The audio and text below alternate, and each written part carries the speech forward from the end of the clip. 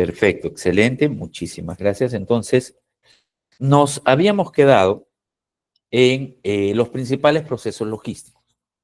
Les contaba acerca de abastecimiento, les decía que las compras están dentro de este proceso y tenemos el proceso de almacenamiento. En la próxima clase, que toca hablar acerca de cubicajes y todo este tema, vamos a entrar un poco más a profundidad en lo que es el almacenamiento. ¿Ok? Pero lo que podemos decir es gestión física de los productos e instalaciones diseñadas para conservarlos en condiciones óptimas. Abarca recepción, ubicación, conservación y preparación para despacho. Un almacén tiene que cumplir con ciertas características para no solo guardar los productos, sino custodiarlos y conservarlos. ¿Ok? Y eso es muy importante. Hay que conservarlos y hay que custodiarlos. No se nos pueden perder y no se nos pueden dañar. ¿Ok? ¿Qué otro proceso tenemos? El proceso de inventarios, que es un proceso que se da dentro del mismo almacén. ¿Y qué es el proceso de inventario? Es un proceso de control. Hay que controlar las existencias disponibles. Permite equilibrar la oferta con la demanda, evitando faltantes o excesos que generen sobrecostos. Involucra técnicas como ABC, como rotación y seguridad. El control del inventario es importante. Es básicamente, y decirlo de manera muy cortita, es lo que yo digo que tengo, es lo que tengo en verdad. Es así de sencillo. Eso es un control. Y para eso tomamos inventarios y para eso tenemos técnicas de ABC. La técnica de ABC simplemente lo que hace es escoger cuáles son los productos más importantes y de acuerdo a eso tiene una técnica de inventarios según estos productos. A los más importantes les hago inventarios, a los menos importantes les hago menos inventarios. ¿Okay? Tener una técnica de rotación, saber cómo escoger el inventario de seguridad, eso es parte del control de inventarios. Y luego viene el transporte. El transporte es el medio y la acción de mover físicamente los bienes de un lugar a otro. Ejemplo, enviar un lote de producción desde un almacén en Lima hasta un centro de acopio en Cusco. Eso es el transporte. Si en la logística yo necesito tener las cosas en el momento que las necesito, en el lugar en que las necesito y con la calidad que las necesito, el transporte es lo que me ayuda a moverlas de un lugar a otro, ¿no? Y el último proceso que tenemos es el de distribución. Entonces, la gran pregunta es, ¿cuál es la diferencia entre transporte y distribución? ¿No? Porque suena parecido, suena como si fuese lo mismo, pero no necesariamente es así. ¿Ok? El transporte es una parte de la distribución. La distribución es un proceso más amplio que incluye el transporte, pero va más allá. Se enfoca en que el producto llegue al cliente correcto, en el lugar correcto, en el momento correcto y con las condiciones adecuadas. Involucra planificar rutas, selección de canales de entrega, programación de pedidos, servicio al cliente, puntos de venta, hasta incluso devoluciones y logística inversa. El transporte es ir de un punto a otro. ¿Ok? Yo siempre pongo este ejemplo. Yo trabajé muchos años en San Fernando. San Fernando es una empresa peruana que se dedica al mundo pecuario y además industrial. Tiene plantas industriales en distintas ciudades del Perú cercanas a Lima y tiene un centro de distribución. ¿Ok? Desde sus almacenes transporta al centro de distribución, es decir, va de un punto a otro. Eso es el transporte. Una vez que llegan los productos al centro de distribución, de ahí empieza la distribución, se generan rutas, los transportes van a más de un punto, se genera toda una planificación para poder llegar hasta todos los clientes. La distribución es uno llegar a los clientes, pero es llegar desde un punto hacia todos. El transporte es ir de un punto a otro, es llevar las cosas de un punto a otro. Los que trabajan en importaciones, cada que el proveedor les llena un contenedor y les manda el contenedor al puerto, en nuestro caso al puerto del Callao, en otro país a otro puerto, eso es transporte, va de un punto a otro. Les están mandando a ustedes. La distribución es más allá, es un concepto mucho más amplio. ¿Ok? ¿Hay alguna pregunta hasta acá? ¿Se entiende claro la diferencia entre el transporte y la distribución? ¿Sí? Excelente. Entonces, continuamos. Gracias, gracias. Entonces, continuamos.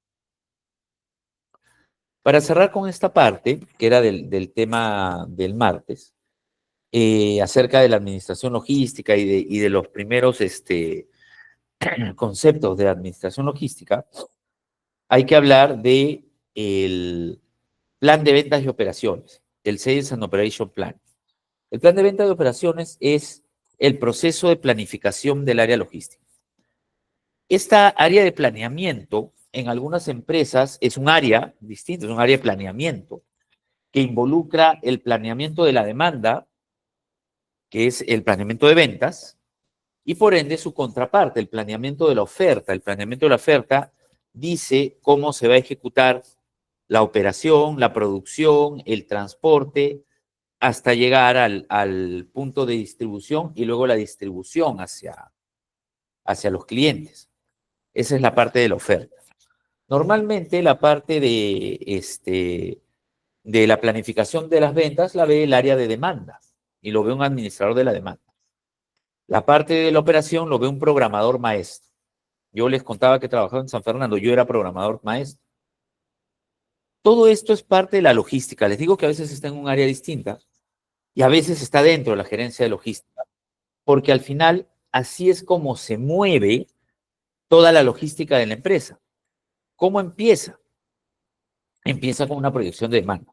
Si la logística es el puente entre la planificación y la ejecución, garantizado que lo planificado realmente llegue al cliente, es cómo lo hacemos. El rol clave es traducir proyecciones de demanda.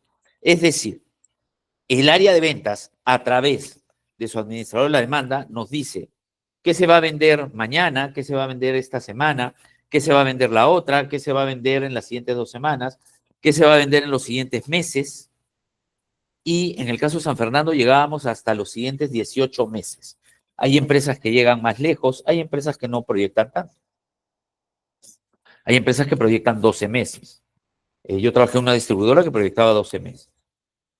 Cuando tenemos esa proyección, ahí trabaja el área de la oferta, que dice, si yo voy a vender esto, necesito tener este inventario, que incluye un inventario de seguridad de productos. Y para tener este inventario, ¿qué necesito? Producir de esta manera. Y si voy a producir de esta manera, sale un plan de producción.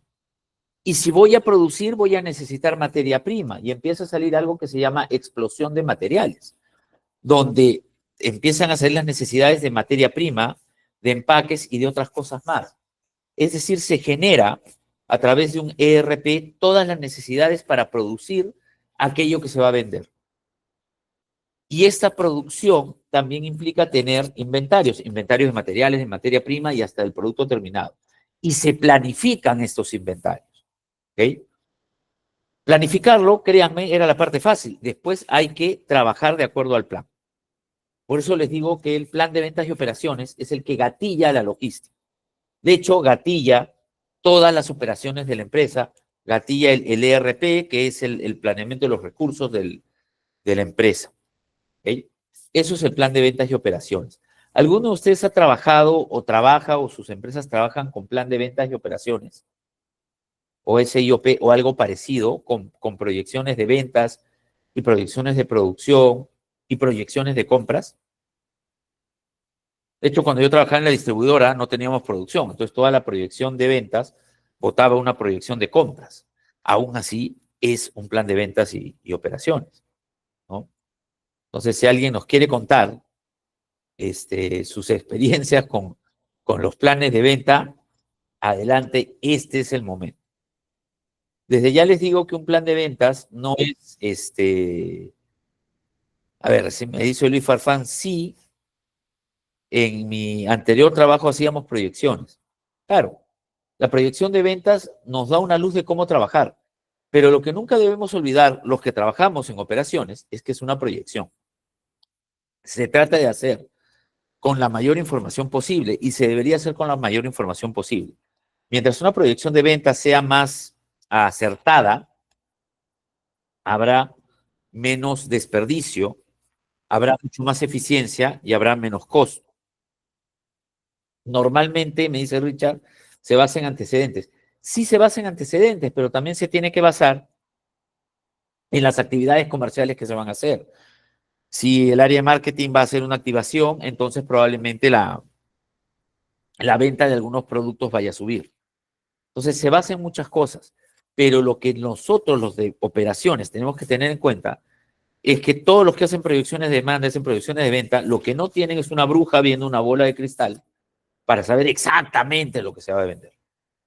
¿Okay? Entonces, si bien nos da una luz para poder trabajar, para tener un inventario planeado y para que cuando el cliente pida tenga el inventario necesario para atenderlo, también hay que pensar que a veces cambia y por lo tanto los que vivimos en operaciones, pues debemos ser personas que tengan tolerancia a esos cambios. Y eso no siempre es fácil. Y eso no siempre es fácil. Entonces tenemos un plan de ventas que nos da una estimación de la demanda esperada, la producción que hace la fabricación de los bienes de acuerdo al plan, la logística que moviliza, compra, trae materia prima, moviliza después los productos terminados y tiene que hacer una movilización eficiente de la mercadería y luego llegar al cliente a tiempo en lugar y condiciones acordadas. La parte de llegar al cliente ya tiene que ver con los pedidos, ya no es la parte de planificación, ya es la parte de ejecución, y es la parte de pedidos. ¿Ok? Eso también tengámoslo muy en cuenta. Hasta aquí llega el módulo 1. ¿Alguna consulta al respecto de la primera clase para arrancar de inmediato con la segunda? A ver, ¿qué me ponen por acá en el chat? Luis Farfán me ponía... Fue en el sector agro, es muy diferente porque se hacen proyecciones de compras de materiales para la materia prima que puede ofrecer dicha empresa. Cada empresa tiene su manera especial de hacerlo. En San Fernando, para planificar la venta del pollo a las pollerías, se planificaba a 3 años, porque no solo hay que criar el pollo que le vendes a la pollería, hay que criar a los padres de esos pollos y a los abuelos de esos pollos. Entonces, la planificación era bastante grande. La planificación, yo primero hacía la planificación de la planta de embutidos, era 18 meses. La planificación después de la venta de huevos, que era con crianza de gallinas, y era con venta también de las gallinas bebés hacia clientes de fuera que también querían criar para vender huevos, tenía un horizonte distinto y tenía una manera distinta de hacerse. La venta de cerdos, la parte operativa no podía variar en 9 meses. La cantidad de cerdos que estabas criando eran las que tenías, no tenías más. La cantidad de huevos que teníamos para la venta era una, se proyectaba la cantidad de producción que se iba a tener, pero difícilmente se iba a tener más. Si bien el área de producción hacía sus esfuerzos para que la producción de huevos sea mejor y todo, si no tienes la cantidad de gallinas, no tienes la producción de huevos. Entonces, cada rubro tiene sus condiciones, tanto de demanda como de oferta, y por lo tanto sus planes de ventas y operaciones son distintos. Alberto me dice, en mi trabajo me he dado cuenta que no hay planificación operativa porque lo que venden lo tratan como un producto de primera necesidad cuando no lo es y los gastos a veces son innecesarios. Mira, no es que siempre se necesite un plan de ventas y operaciones para funcionar, pero sirve mucho. Tener plan de ventas y operaciones ayuda muchísimo a eso que tú nos dices, a ordenarse, ¿ok? Pero no todos los tienen. Hay empresas que tienen inventarios muy grandes y tratan de vender lo que tengan que vender, ¿no? Así pasa, ¿ok? Así pasa también, ¿no? Entonces me dice, en mi trabajo me he dado cuenta que no hay planificación operativa porque lo que venden lo tratan como un producto de primera necesidad cuando no lo es y los gastos a veces son innecesarios. La ineficiencia nos lleva a gastos, ¿ok? Hay algo que yo siempre digo del inventario de seguridad. El inventario de seguridad lo necesitas porque como la demanda es una proyección, lo necesitas para cubrir aquellas cosas que sucedan que son inesperadas. Igualito pasa con la parte de la oferta. Te puede fallar un proveedor, pero tenías un inventario de seguridad porque ya sabes que eso... Pero el inventario de seguridad lo que no puede cubrir son ineficiencias. ¿Por qué? Porque cuando no hacemos las cosas ineficientes, tenemos mucho inventario para cubrir todo lo que podría pasar y el inventario cuesta.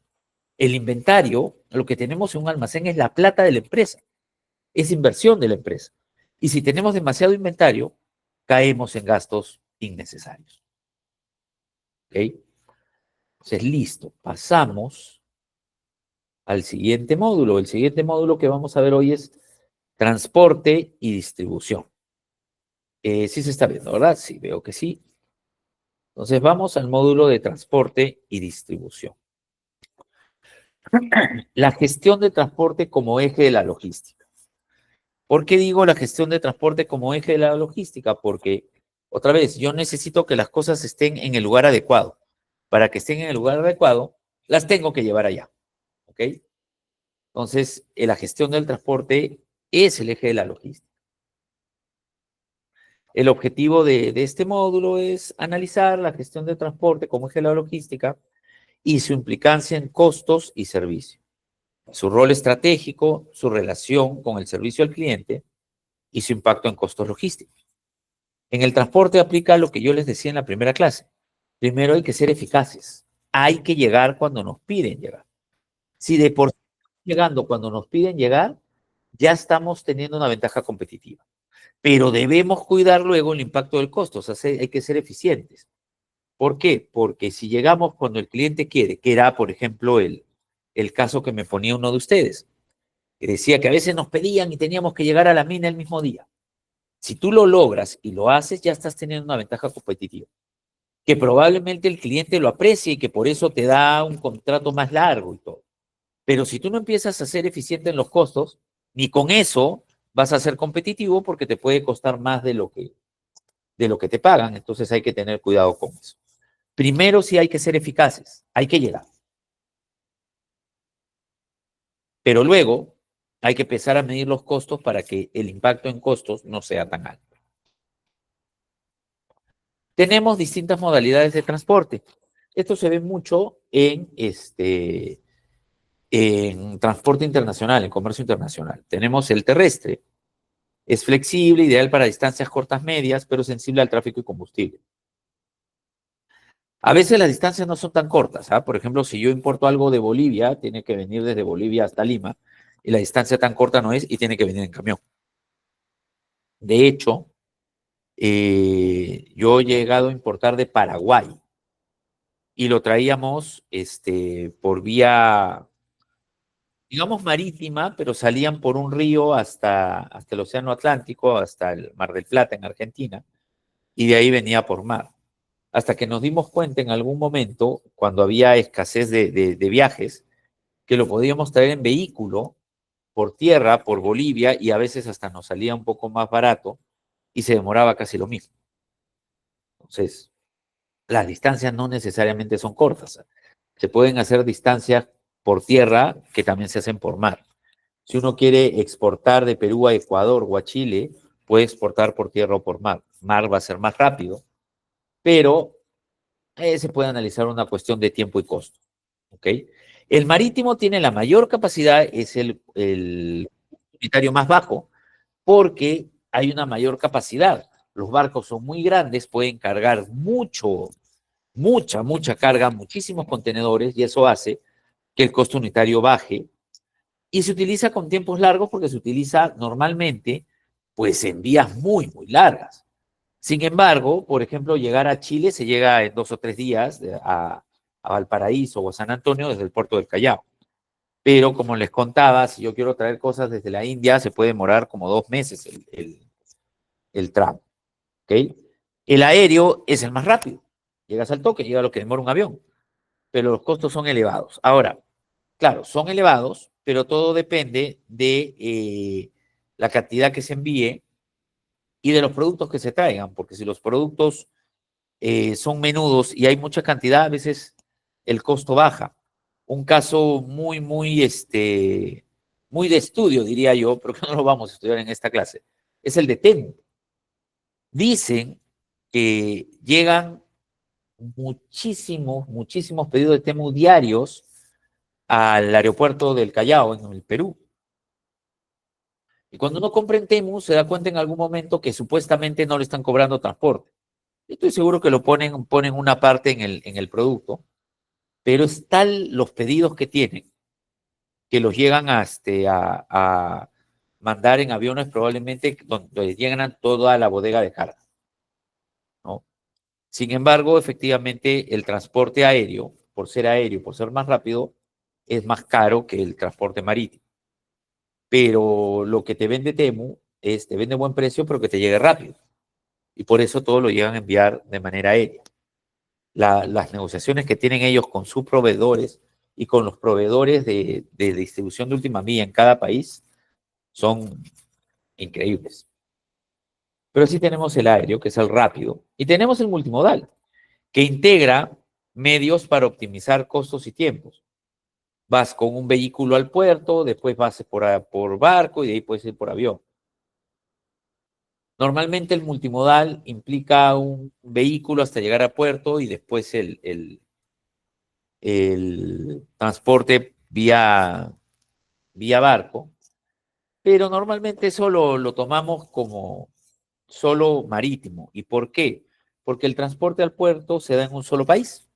Entonces, cuando yo le pido a mi proveedor que me mande un contenedor por barco, él ve cómo llega a su puerto. Pero lo cierto es que ese contenedor ha estado en varias modalidades, ¿no? ¿Tenemos hasta aquí alguna pregunta? ¿Alguna consulta acerca de esto? Esta parte es un poquito más fácil de entender, ¿no? En mi caso, se trabaja con baterías de carro desde China a Venezuela. Son 3 meses. Complicado. ¿Son 3 meses incluyendo la producción o solo 3 meses de envío? Alberto.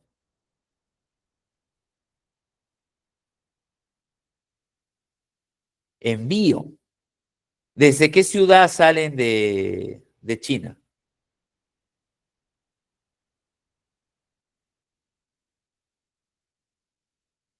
¿Sabes?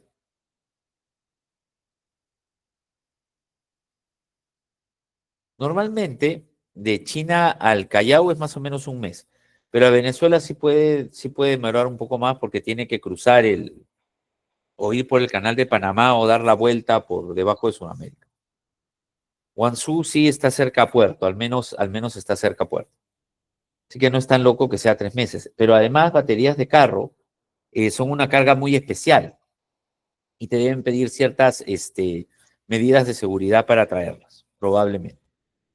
Entonces, eso hace a veces que demore todo el trámite para poderlas traer. Gracias por la participación. Uy, se me fue tu nombre. Gracias por la participación, Alberto. Muchas gracias. Ahora, el transporte y la distribución tienen costos logísticos asociados. Los costos fijos se dan si tenemos flota particular. O sea, si la flota es nuestra, si yo tengo una flota de vehículos, como tenía San Fernando, pues ya tienes ahí costo fijo, porque tienes el costo del vehículo, la amortización, porque los vehículos son un activo y su amortización es un costo, los seguros que le tienes que poner a cada vehículo, esos son costos fijos anuales. ¿Ok? Si no tenemos una flota propia, si no tenemos un servicio que nos da el transporte y la distribución, ya esos costos se vuelven variables. Los variables son combustible, peaje, los mantenimientos, la mano de obra de los mantenimientos, la mano de obra de los choferes, esos son variables, porque hay choferes que trabajan por ruta o por horas. En el caso de los peajes, es bien interesante. Hace años, cuando trabajaba en esta empresa San Fernando, se tenía que hacer unos trabajos en el almacén central, en el centro de distribución. Y como se tenía que hacer trabajos ahí, decidimos alquilar un centro de distribución distinto. Para los que conocen Lima, llevamos todo el movimiento a un centro de distribución que se llama Esmeralda. que está más o menos en el límite de Chorrillos con Villa El Salvador, cerca de la carretera Panamericana Sur. Se calcularon los costos de transporte, iban a ser un poquito más altos, más el costo del almacenamiento. En algún momento se tuvo que apurar la entrega del almacén y los trabajos que se estaban haciendo. ¿Por qué? Porque lo que no se había calculado bien eran los costos de peaje. Cada vez que un camión entraba a ese almacén y salía, pasaba por un peaje. Y esos costos empezaban a ser altos. Entonces, los costos de peaje, tenerlos en cuenta son muy, muy importantes. Y esos son costos variables, depende de los viajes que hagamos. Y también hay costos ocultos. Perdón. Los costos ocultos tienen que ver con los tiempos muertos, con las devoluciones y con las ineficiencias. ¿Por qué con las devoluciones? Porque si yo llego a un lugar y no me había pedido algo y eso lo tengo que regresar después, es un costo oculto. Es un costo que nadie lo va a ver en el momento, ¿no? O sea, dice, oye, el cliente ya no lo quiere, ya, bueno, lo traes. Pero es un costo oculto porque fui a un punto que no hubiese necesitado ir. Eso se llama ineficiencia. Los costos ocultos están muy, muy relacionados con la ineficiencia y eso es lo que tenemos que evitar. Y eso es lo que tenemos que medir. Y nos tenemos que dar cuenta de eso para buscar maneras de evitar. ¿Ok? Entonces, hay muchos costos relacionados con el transporte y la distribución. Aquellas empresas que son eficientes con el transporte y la distribución, créanme, están teniendo un muy buen margen de ganancia. Y eso lo utilizan a veces como ventaja competitiva porque les pueden ofrecer mejores precios a sus clientes. ¿Ok? Entonces es muy importante tratar de ser eficiente porque estos costos son una parte muy grande del costo logístico total. Puede llegar a ser hasta el 50% del costo logístico total. ¿Ok? Ahora vamos a hablar un poco acerca de las rutas de distribución y la optimización de las rutas de distribución. Tenemos que definir algunas rutas. Por ejemplo, las rutas directas es cuando el transporte va del centro de distribución al cliente sin paradas intermedias. O sea, yo voy de mi almacén al cliente A, le dejo las cosas y regreso. Eso es una ruta directa. ¿Es rápido y es simple? Sí, pero hay mayor costo si hay muchos destinos pequeños, porque no puedo ir a cada rato a cada uno. Pero es una ruta de distribución directa si yo lo mando desde mi almacén que está en una ciudad, mi centro de distribución en otra. Esa es una ruta directa, va de frente. ¿Okay? El milk run, se conoce así como la ruta del lechero, es porque es un solo vehículo, pero va atendiendo a varios clientes. Yo tenía un servicio de transporte que me decía, oye, yo te cobro por el vehículo, úsalo como quieras, tienes 4 paradas, te puedes ir a cualquier distrito, pero tienes hasta 4 paradas, los vehículos de 2 toneladas, los de 5 toneladas puedes hasta parar en 5 clientes. Entonces nosotros lo llenábamos y el vehículo iba parando en los distintos clientes. Entonces ya tenías una ruta, ya tenías que planificar una ruta, saber cómo ibas a ir para ir hacia cada cliente, ¿ok? La ventaja es que optimiza la capacidad del transporte y reduce los costos. La desventaja es que hay mayor complejidad en la planificación. Tienes que planificar un poco más. Esa desventaja no es tan grande porque hay maneras de planificar. El cross-docking, que lo vamos a conversar después del break un poquito más, un poquito más detallado. En el cross-docking, la mercancía pasa por un centro de consolidación donde se redistribuye sin almacenaje prolongado. El cross-docking es un tipo de centro de distribución donde, ¿qué se hace? Con la planificación se llama a los proveedores y le dice, por favor, tráeme tanto de esto a un proveedor, a otro le dices, tráeme tanto del otro, al otro le dices, tráeme tanto del otro. Llegan, recibes y en el momento que recibes, vas armando los pedidos y salen en distintos camiones llevando los pedidos de cada cliente o de cada tienda que tienes. Y en ese centro de distribución te queda poco producto almacenado. En Perú, no solo en Perú, en Chile también, Totus utiliza mucho cross-docking. Totus, Falabella utilizan este cross-docking. ¿Okay? Porque así le despachan a sus tiendas. Reciben de sus proveedores y despachan hacia sus tiendas y también despachan luego a sus clientes de esa manera. Ese es el cross-docking, que como les digo, se los voy a explicar un poquito más adelante, y podemos conversar un poco más acerca de ese cross-docking. Pero si alguien tiene alguna pregunta ahorita, adelante. ¿No? ¿Todo bien? Sí. Entonces, avanzamos un poco más. Gracias, chicos. Avanzamos un poco más. ¿Ok? Las rutas de distribución y optimización. Hay factores clave. La distancia impacta directamente en costo y en tiempo. ¿Ok? Cuando estaba en esta distribuidora que les contaba en la clase pasada, una distribuidora de insumos para hacer alimentos balanceados para la crianza de pollos y cerdos, nuestro mayor cliente, nosotros estábamos en Lima, en el distrito de Lorín, que está al sur de Lima, y nuestro mayor cliente estaba en la ciudad de Huacho, que estaba al norte de Lima. El cliente era Redondos, la empresa Redondos, los que están en Perú la deben conocer. Y entonces había que llegar ahí con ellos. La distancia impactaba directamente en costo y en tiempo. Entonces, ¿qué hacíamos? Les pedíamos a ellos que nos hagan un pedido grande una vez por semana y llevábamos un tráiler de 30 toneladas. Y además, en ese tráiler cargábamos para clientes que están en el norte. Y si el pedido era más grande, pues hacíamos una ruta una vez por semana ese mismo día a clientes que estaban en el norte. Porque como la distancia era alta y iba a impactar en costo, lo hacíamos solo una vez a la semana. Pero tratábamos de llenar todos nuestros vehículos para optimizar ese costo y llegar con la carga más grande. Entonces, la distancia es un factor clave en cuanto al costo y a la ruta de distribución. Y también es un factor clave para optimizar los tiempos. ¿Ok? A ver qué me dice Alberto. Sí, una vez recibimos un contenedor que no iba a ser recibido en almacén, sino iba a un cliente mayorista en otra ciudad del país. A veces pasa eso. Lo recibes y con las mismas los mandas hacia, hacia tu cliente, ¿no? Y hacia otra ciudad. Lo recibes, haces tú la nacionalización y rápidamente le haces una guía para que se vaya hacia tu cliente. Ya no pasas por un almacén y de esa manera también ahorras. Pero es una distancia larga. Entonces, cuando tienes una distancia larga, este, al menos puedes planificar de esa manera para que no te cueste tanto. ¿Y no afecta con el resto de los clientes? No afecta si es que el cliente tiene un almacén grande y además ya has negociado con él esa manera de atender. Redondos es una empresa que atiende a todo Lima y a varias ciudades del Perú. Tiene almacenes muy grandes en Huacho porque desde ahí despacha hacia todo.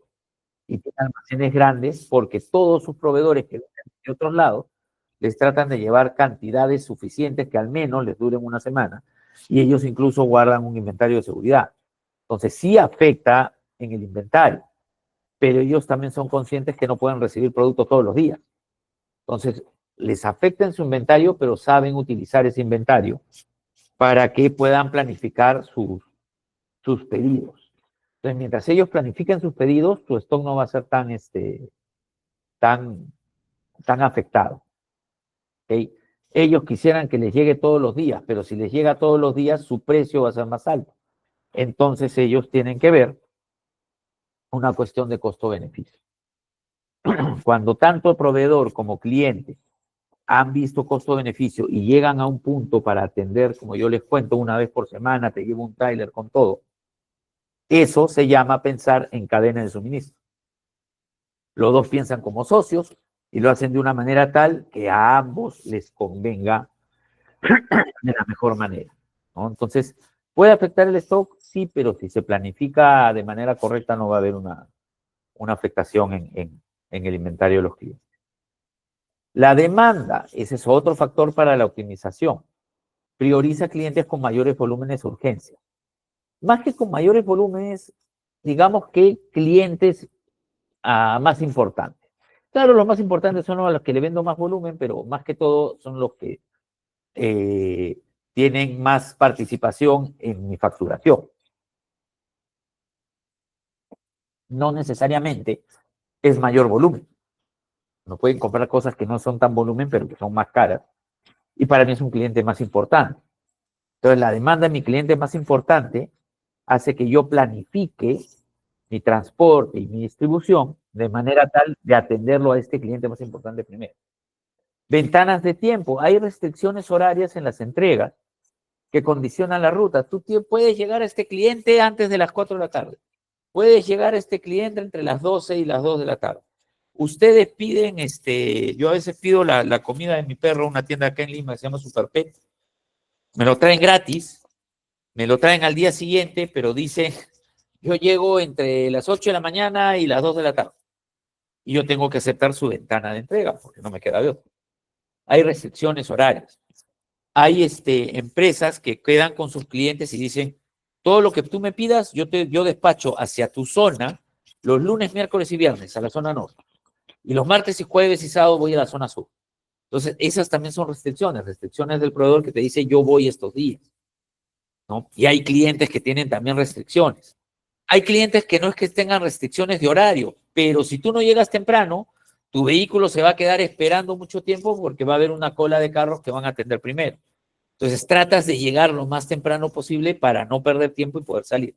Todas esas son restricciones de ventanas de tiempo, son restricciones horarias con entregas que te pueden condicionar la ruta, que te podrían condicionar la ruta. ¿Okay? La capacidad vehicular es importante. Mientras más pedidos tengas, tú puedes utilizar vehículos más grandes y los vehículos más grandes son más baratos por tonelada. Cuando yo contrataba un vehículo de una camioneta chica de 800 kilos, el costo por kilo me era mucho más alto que cuando yo transportaba en un vehículo de 2. Pero ese vehículo de 2 toneladas era mucho más caro el costo por kilo que el vehículo de 5 toneladas si es que llenaba el vehículo de 5 toneladas. ¿Okay? A veces me convenía llenar el vehículo de 2 toneladas, pero si mi pedido era de 3 y tenía que pedir un camión de 5, es preferible tener un pedido más grande para que sea más eficiente el transporte. ¿Por qué? Sencillamente porque me van a cobrar por el vehículo. Entonces, mientras más llene el vehículo, mejor. Y un vehículo más grande, al tener más capacidad, hace que mi costo por kilo sea más barato. Entonces, la capacidad vehicular tiene mucho que ver en la planificación de las rutas y en los factores para optimizar. Y por último, la infraestructura vial. La infraestructura vial es importante. La calidad de carreteras, el tráfico, los peajes. En esta distribuidora que yo les cuento que trabajaba, que yo era el gerente de toda la logística, eh, esta empresa estaba en Lurín. Entonces, nosotros citábamos a nuestro transportista a las 7:30 de la mañana, que era la hora que abría la empresa. ¿Y por qué empezábamos tan temprano? Porque de esa manera ellos venían a una hora donde no encontraban tráfico en la ciudad y podían empezar a despachar a una hora donde se iba disipando el tráfico de la mañana de la ciudad. Entonces, hay que pensar en el tráfico. Además, la empresa estaba en un lugar muy, muy pegado a la carretera Panamericana Sur. Entonces era muy fácil de llegar y de salir. Ya por una cuestión de capacidad, porque la empresa creció, se tuvo que meter un poco más y entonces ya la calidad de la carretera del camino para salir a la carretera es distinto. Entonces tienen que empezar más temprano. Entonces todo eso influye en mi planificación de las rutas y el ver cómo hago mis rutas de distribución y optimización. Hasta acá, chicos, ¿alguna pregunta antes de hacer un break y poder descansar mi voz por 10 minutitos? ¿Alguna consulta? Por favor, el que quiera, levanta la mano, pueden abrir micrófonos o mandar por el chat. O si está todo claro y hasta aquí estamos bien, me lo cuentan, por favor. Todo claro. Gracias, Richard, lo máximo. Gracias, Alberto, también. Entonces, chicos, regresamos en 10 minutos. No salgan de la reunión, yo solo apago micrófono y cámara. Y a las 8:50 estamos de vuelta para continuar. ¿Está bien? Perfecto, muchas gracias. Entonces nos vemos en 10 minutitos, chicos, en 10 minutitos.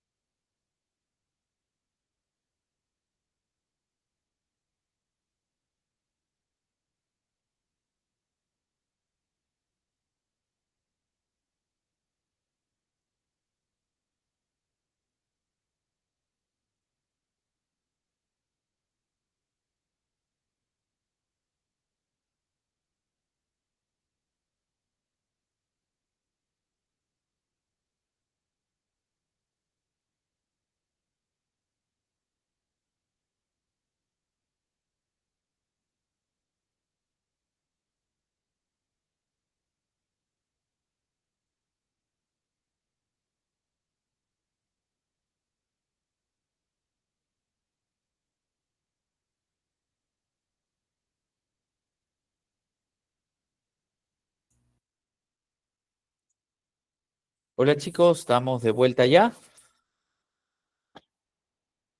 ¿Estamos todos? Sí.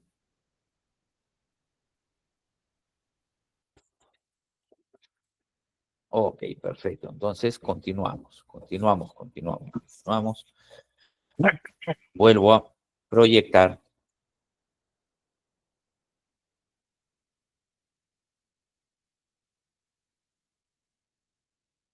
A ver, denme un momento para poder proyectar porque no me está dejando.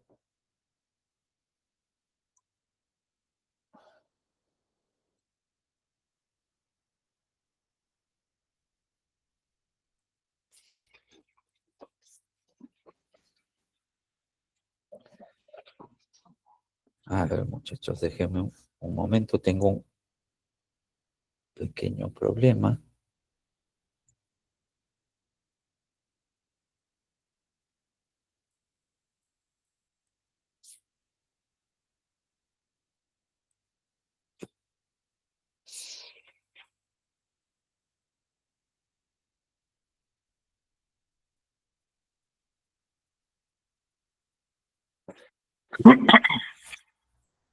A ver,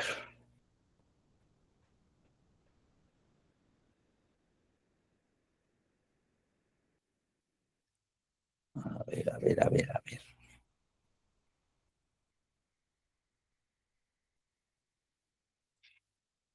Chicos, tengo un pequeño problema para proyectar. Me van a disculpar un momento, solo salgo de la reunión y vuelvo a entrar para que se vuelva a proyectar mejor, ¿ok? Entonces, si me dan un minutito, por favor, voy a hacer eso. Voy a salir y volver a entrar a la reunión.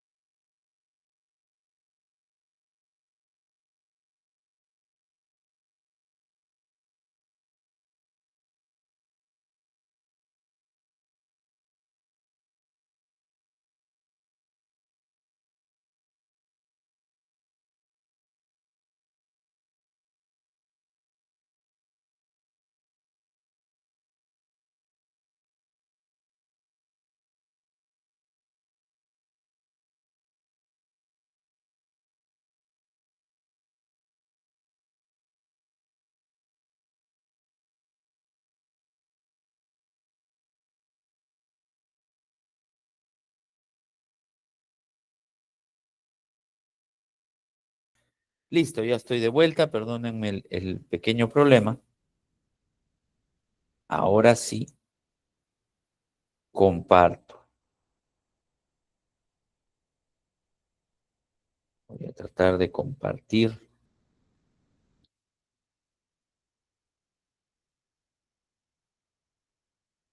Vamos a tratar de compartir toda la pantalla para poder ver. Ok, ahí se debe estar viendo. Entonces, paso al siguiente tema. Las rutas de distribución y la optimización. ¿Con qué herramientas nos podemos apoyar para hacer bien una ruta de distribución y para asegurarnos que la distribución la estamos haciendo de manera correcta? ¿Okay? Existen herramientas tecnológicas. Yo les he puesto acá las más conocidas. Las SIC son sistemas de información geográfica. Modelan mapas y rutas considerando distancias reales. Por ejemplo, Google Maps. Por ejemplo, Waze. Hay otras más. Si ustedes buscan software SIG, van a encontrar que hay algunos que son gratis, que se pueden bajar y que por lo tanto los podrían usar para planificar sus rutas. Hay otros que sí son customatizados, o sea, son hechos para clientes y cuestan y que en realidad son mucho mejores, ¿no? Los TMS son Transportation Management System. Estos son softwares utilizados para última milla, para saber optimizar la ruta del transporte y para hacer trazabilidad de envíos. Incluso trabaja con haciendo el seguimiento por GPS de los vehículos, subiendo al TMS las fotos de la entrega. Son software muy, muy especiales. Trabajan incluso unidos a software de almacenes. Hay software que son de almacenes, que son WMS, que vienen con TMS. ¿Ok? Y el tercero es el Excel Solver. El Solver es una herramienta del Excel que se puede utilizar para resolver problemas pequeños, pero que nos ayudan a hallar el costo mínimo o la ruta más corta, dependiendo lo que se necesite. Yo no sé si alguno de ustedes ha usado Solver en algún momento. Si no, les muestro un pequeño ejercicio que más después se los puedo pasar. Es muy sencillo, el ejercicio también es muy sencillo, pero a mí me ha ayudado mucho a usar Solver cuando no se tenía otras cosas para rápidamente poder ver cómo resolver no solo rutas, sino algunos otros problemas que implicaba hallar pues el costo mínimo o la ruta mínima o algo parecido. Entonces, no sé si alguno ha utilizado Solver, ¿no? Déjenme ver. ¿No? ¿No lo conocen? Vamos a ver cómo es el Solver.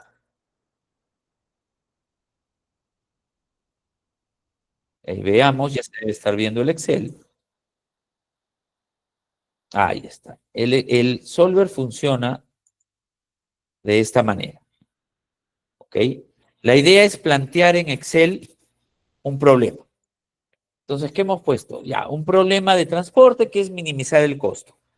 Tengo una demanda por almacén. En mi almacén 1 necesito 50 unidades de un producto, en mi almacén 2 o en mi centro de distribución necesito 70 y en mi centro de distribución 3 necesito 80 unidades de ese producto. Y esos productos los tengo en una planta. En la planta A tengo 120 y en la planta B tengo 80. ¿Ok? Entonces, lo que yo quiero saber es a cada almacén cuánto envío de cada planta. ¿Qué datos tengo? Hago una matriz de costos y digo, si en mi almacén 1 quiero enviar a mi planta, perdón, de la planta A al almacén 1 me cuesta 4. De la planta A al almacén 2 me cuesta 6. De la planta A al almacén 3 me cuesta 8. Y así con el B. Me cuesta 5, 4 y 3. Entonces, lo que yo quiero hacer es hallar mi costo total. Pero ¿cuál es el costo total objetivo? Aquel que me cueste menos. ¿Okay? Entonces, lo que se hace para utilizar el solver es poner ciertas restricciones. Lo primero es que la oferta de A, o sea, lo que tengo A no puede sumar más de 120 o debe ser igual a 120. La oferta de B debe ser 80. ¿Ok? ¿Cuánto suma esto? 200. ¿Y cuánto suma esto? 200. Entonces tengo que despachar todo lo que tengo a mis almacenes. La demanda debe ser 50 en un almacén, 70 en otro y 80 en otro. Y además hago una matriz de envíos. Yo lo que quiero saber es esto. ¿Cuánto envío de A, de B, de A y de B a los almacenes 1, 2 y 3? ¿Ok? Como esto es lo que necesito saber, este es el dato que voy a poner en el solver. ¿Qué es el solver? Yo ya lo tengo puesto acá. Es esta herramientita de acá. En este Excel que les voy a pasar hay una pestaña que dice instrucciones. Si su Excel no tiene este solver, acá tienen instrucciones de cómo hacer de que aparezca. ¿Ok? Y el solver se programa. Yo al solver le digo, oye, mi objetivo está en esta celda. Lo que quiero es lo mínimo. ¿Ok? Quiero combinar estas celdas de acá, desde B9 hasta D10. Estas de acá, para que me den el mínimo posible. Y estas son mis restricciones. Una vez que le digo eso, le digo que lo resuelva, lo espero y él me lo da y me dice, ya, resuelto. Tu costo total objetivo, que era el mínimo, va a ser 860. Y tienes que mandar de tu almacén, de tu planta A, 50 al almacén 1 y 70 al almacén 2. Y de la planta B tienes que mandar 80 al almacén 3. Si haces eso, te va a salir el costo mínimo, que es 860. ¿Ok? Así funciona el solver, lo pueden usar para cualquier problema que tengan, que implique buscar varias probabilidades hasta hallar cuál es la mínima. Eso es lo que hace el solver. Yo le he preguntado por lo mínimo, de pronto si lo que quería no era el mínimo, sino el máximo, le pedía, oye, resuelve cuál es el costo máximo. Me dice, lo máximo es 1250, ¿no? Entonces, así es como funciona el solver. En realidad no es para nada complicado. Y nada, acá yo solo les hago una pregunta. ¿Quieren que les envíe el Excel para que lo puedan tener? Es un ejercicio pequeño, pero además ayuda mucho a entender cómo es el solver y lo puedan aplicar ustedes en problemas más complicados cuando los tengan. Yo se los paso al final de la clase a través de Melissa, les paso el archivo para que ella se los alcance a ustedes. Como les digo, tiene una pequeña hoja de instrucciones, así que va a ser fácil poderlo usar. Y es algo que es lo primero que pueden probar porque lo tienen en el Excel y el Excel lo tenemos todos. Pero igual, les recomiendo que busquen en internet programas SIG, que son, y van a encontrar algunos que son gratis de bajar o que lo pueden usar en web. Y también TMS para que busquen cómo funcionan los TMS. Pero son en verdad muy, muy útiles, sobre todo para hacer una trazabilidad de tu transporte, especialmente si es un transporte tercerizado. Lo pueden hacer con TMS. ¿Okay? Siguiente, acá vuelvo al tema de cross-docking. Centros de distribución, almacenes, centros de distribución y cross-docking. El almacén es la instalación destinada a guardar y custodiar bienes, asegurando conservación, control y distribución cuando se requiera. ¿Qué es un centro de distribución? ¿Cuál es la diferencia entre un centro de distribución y un almacén? Sí, Luis, lo va a mandar. Yo se lo mando a Melissa, Melissa se lo manda al grupo. ¿Cuál es la diferencia entre un almacén y un centro de distribución?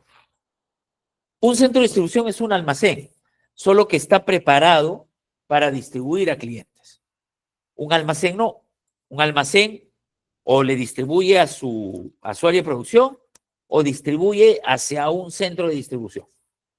¿Okay? Los almacenes tienen salidas más chicas porque distribuyen solo el centro de distribución. El centro de distribución es un almacén más grande que tiene entradas más grandes y salidas mucho más grandes para llegar a los clientes. ¿Okay? ¿Y qué es el cross-docking? El cross-docking es un tipo distinto de centro de distribución, donde la capacidad de almacenamiento es más chica, pero la capacidad de recibir vehículos y de preparar pedidos es más alta. ¿Ok? Esa es la diferencia de los tres.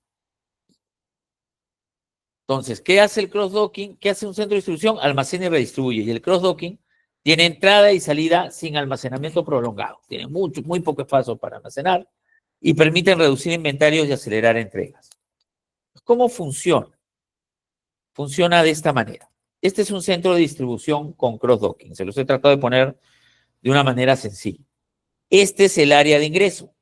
Entonces, vienen los vehículos por acá en un centro de distribución. Esta es mi zona de recibo. Acá almaceno, acá preparo mis pedidos y acá despacho. Normalmente en un centro de distribución, La zona de preparación de pedidos es más grande que la zona de recepción. De hecho, acá tiene y la zona de despacho es más grande que la zona de recepción y tienen espacios distintos para despachar para cada vehículo.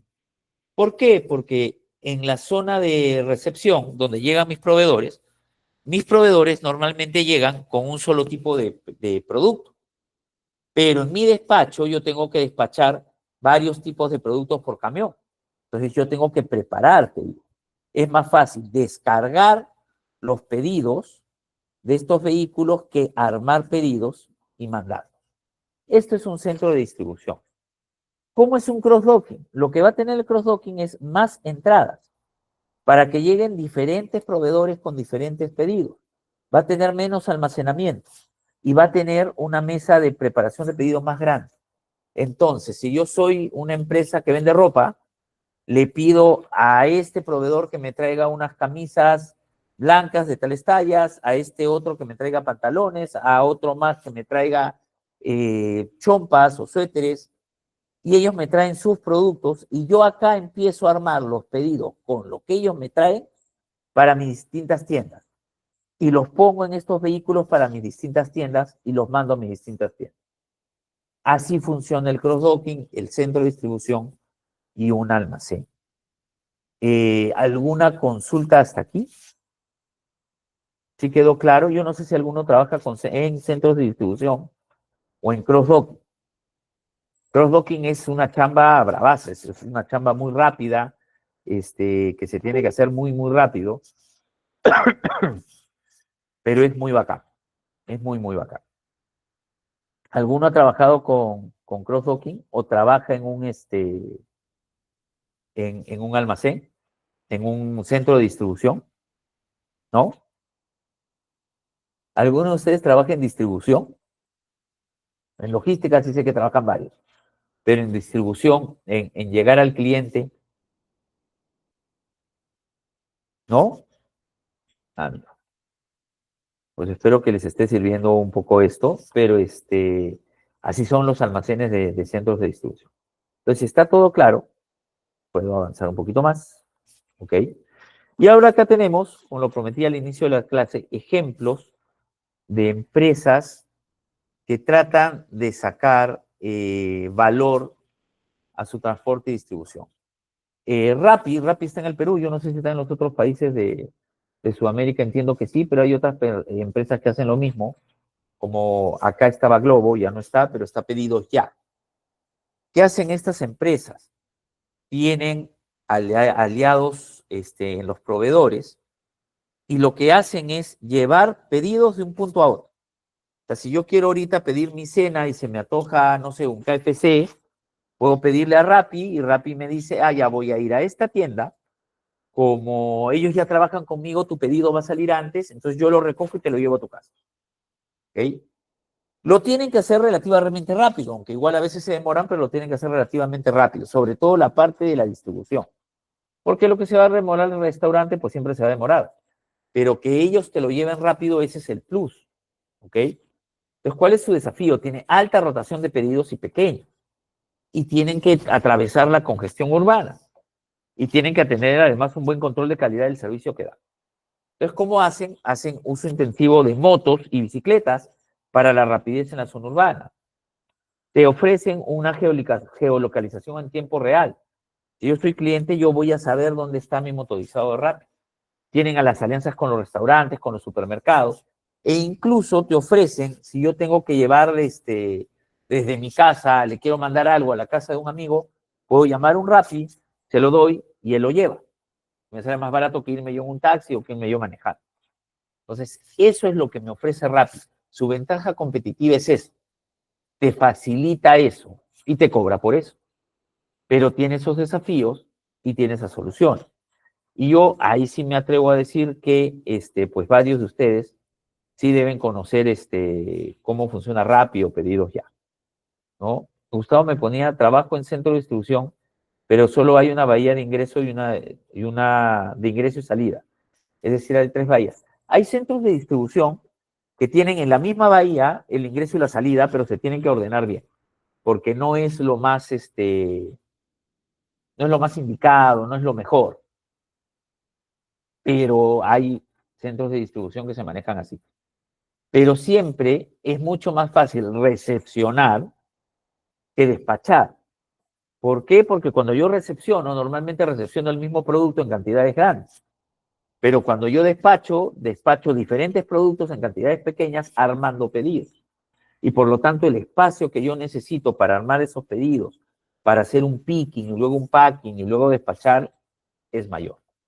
Entonces, normalmente se tienen más bahías o más islas o más plataformas de salida utilizándose que de entrada, ¿no?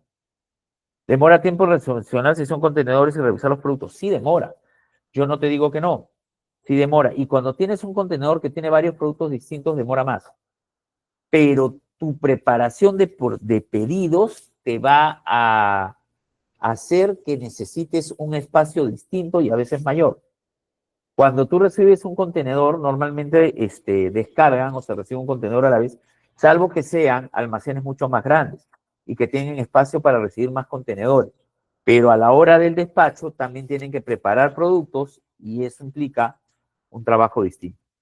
Entonces, a lo que voy es, el trabajo de preparar pedidos es distinto al trabajo de recepcionar productos.